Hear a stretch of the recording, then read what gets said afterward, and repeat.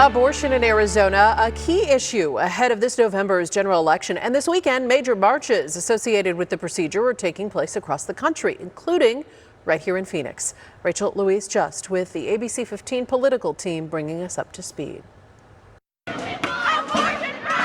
Women's rights advocates will take to the streets of Phoenix on Saturday as part of this year's National March. We're uniting with our brothers and sisters around the country to protect life. And across the nation Friday, advocates for ending access to abortion made their voices heard in the nation's capital. Really puts women at risk, and it's being sold as women's health care, which is an untruth. All of this ahead of Monday's anniversary of the original ruling for the groundbreaking Roe v. Wade. But come Tuesday, the conversation around abortion access won't fade. Arizona is an abortion battleground state this November. Arizona could be the latest state to take abortion access into its own hands after Roe was overturned in June 2022. We absolutely feel confident that we will pass this ballot initiative. All of the polling and work that went into creating the ballot initiative is just extremely supportive. Since 2022, every time voters have been given the choice to write abortion rights into their state constitution, they've chosen to.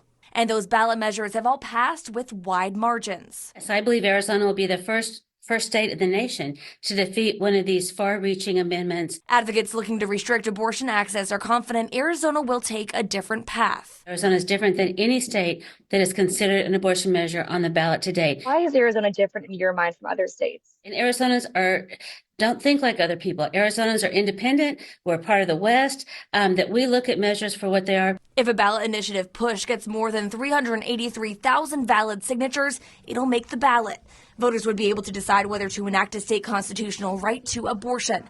And if it does, expect to hear all about it as both sides prepare for their own campaigns. We never want to be in a circumstance where we have to pause services again. Even more immediately, a legal battle is already playing out over whether a 15-week ban or near total ban on abortion should be the law of the land in our state. For ABC 15's political team, I'm Rachel Louise Just.